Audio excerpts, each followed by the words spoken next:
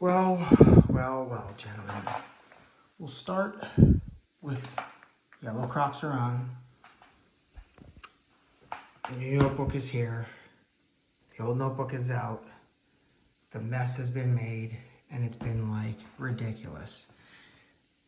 Make a long story short, I had to buy this hole puncher if I wanted to punch anything more than like 3 to 4 sheets of paper at a time. Unfortunately, the hole puncher itself is about like 80 to 90 bucks. It only comes with 3 of these heads, so I had to buy 3 more. I was originally thinking about doing a 7-hole punch because I think Franklin's the one that does that 7th hole punch. And so I bought the extra head. They're 20 bucks a pop. So when it's all over and done with, the bare minimum I was getting into this thing for was 140 bucks. But I actually spent $160 on a stupid hole puncher. Then once I got here, to make things worse, this is not designed for the size I'm trying to do. And I literally had to drill out. I'll show you, it's a little bit better on this side of the view. It's hard to see on that side because the fence got a little bit dented, but I literally had to drill out an additional hole size right there so that I can get the hole punch to sit out far enough to punch 6 holes because that's what I was trying to do. So long story short, that actually finally worked. And what I did here was I took a binder. I bought the binder mechanism, and I didn't want to immediately rivet it directly to an expensive folio. So what I did was I took an actual a Skillcraft binder itself, and I cut to the exact size a sleeve to go inside of here using the pre-existing hinge that they had, and then mounted my own binder onto that so that I could then have multiple, you know, if somebody's in school, subjects, but I've got multiple entities to my job that I've got to do. So I have multiple different entities for writing, and then the paper that I write to my wife with, I have for the last section. It's one nice feature is that it enables me to keep a multitude of pens on hand, which I do like because I switch, as you probably saw for a second there, I switch colors basically every day. Although it'll look very similar, that and that are 2 different pens, 2 different color blues, and that are 2 different color greens. That's of course writer's blood. So long story short, that's what I've done. If I really end up loving this, I will potentially go ahead and rivet this down to the notebook itself. But I want to give myself a little bit of time and see whether or not I hate it, love it, whatever. We're going to figure that all out. The government issue paper, you know, it's kind of funny.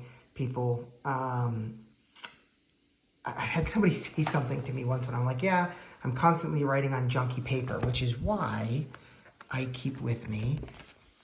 I want to have a nice pen, but of course it is a ballpoint. Doesn't really seem to fit in with a lot of the other pens that I've got. But when you're writing on absolute junk paper, even the roller ball that I keep with me for writing on like medium quality paper bleeds and feathers just too much. So I keep both pens with me. If it's my own paper for quick jotting, I can use the roller ball, and I'm pretty happy with that.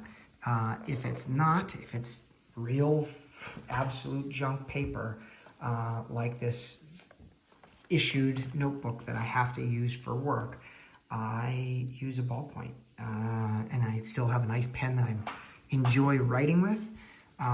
But I plan with that, at least for the next little bit. You know, I'm PCSing. I'll go to a new job roughly in about a month. And I said to myself, well, in the past, every position I've been in, I kept one of these books to the position, or one and then got into another one. And when I switched jobs, I just file that for myself. I've never actually had one that was confiscated and not returned, so that's a bonus. But you have to be prepared at any moment that if you're out in one of these meetings and something comes up, your notes can become not your notes, they become the government's notes. So until then, I just slid that inside of here, and for 1 month, I'll suffer writing on this notebook forward.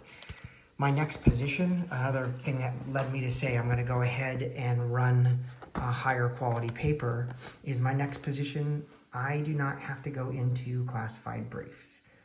So I don't have to worry about what paper I'm writing on or somebody taking my notes, etc., etc.